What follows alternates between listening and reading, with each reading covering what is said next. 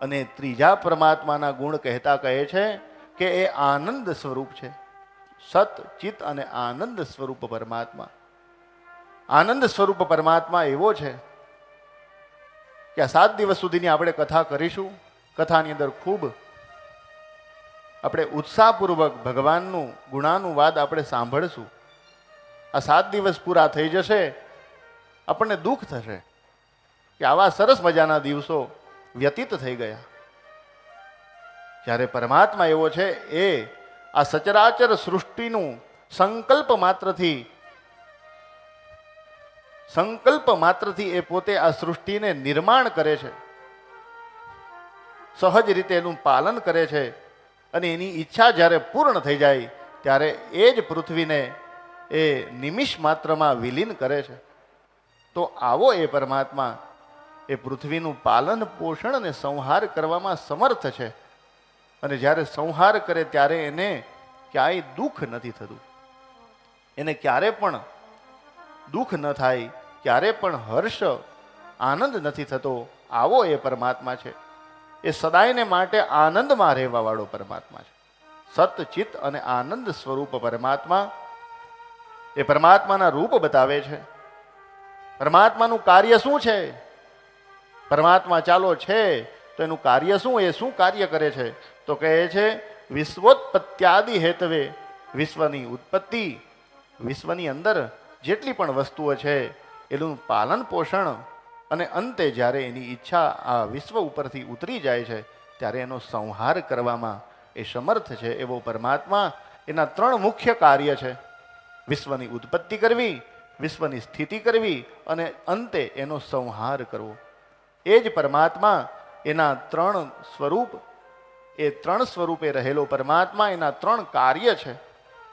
પરંતુ આવો પરમાત્મા છે તો એ આપણા બધા માટે શું કરે છે? તો એ જ પરમાત્મા આપણા માટે શું કરે? તો એ જ પરમાત્મા તાપત્રય વિનાશાય, 3 પ્રકારના જે તાપ છે, આધિદૈવિક, આધિભૌતિક અને આધ્યાત્મિક, આ 3 પ્રકારના તાપનો નાશ કરવામાં જે સમર્થ છે એવો પરમાત્મા. એ 3 પ્રકારના તાપને, પાપને અને સંતાપને બાળવામાં જે સમર્થ છે એ ઈશ્વર છે. આધિદૈવિક, આધિભૌતિક અને આધ્યાત્મિક, આ 3 પ્રકારની સ્થિતિ એવી છે. આપણે કથાની અંદર આવવું છે, સરસ મજાના તૈયાર થઈ ગયા છીએ, પરંતુ થાય એવું કે ટાંકણે જ ફોન આવે, મહેમાન આવે છે, ઘરે રહેજો. શું થાય? કથામાં ન જઈ શકાય. ભગવાનનું નામ લેવું છે, તૈયાર થઈ ગયા છીએ, નથી જવાતું. એક સ્થિતિ આપણી એવી થાય, કથામાં જવાની તો ઈચ્છા છે, કથાની અંદર યજમાન પદે નામ પણ નોંધાઈ દીધું છે, પરંતુ કંઈક એવું કાર્ય થાય કે બધું આપણે બીજા ઉપર છોડી અને આપણે એમાંથી લીવ થવું પડે. આપણે ક્યાંય પણ ભાગ ન લઈ શકીએ. અને ક્યારેક એવું પણ થાય કે દરેક વસ્તુ છે, કથામાં આવ્યા છીએ, કથામાં બેઠા છીએ, કથા સાંભળી રહ્યા છીએ, પરંતુ કથા આપણી અંદર ઉતરતી નથી. અથવા તો કથાની અંદર છીએ, શારીરિક રીતે છીએ, પરંતુ માનસિક રીતે કથાની અંદર નથી. આપણો મન છે અલગ અલગ જગ્યાએ ભટક્યા કરે છે, ભૌતિક સ્થિતિની અંદર છે.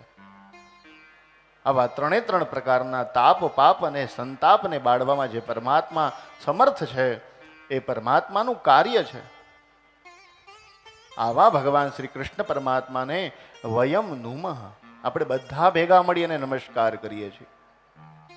કેમ કે આ શ્લોકની અંદર પરમાત્માની આ ત્રિવિધ તાપને બાળવાવાળી, પાપને બાળવાવાળી અને આપણા દરેકના સંતાપને દૂર કરવાવાળી સ્થિતિનું પ્રતિપાદન કરવામાં આવ્યું છે.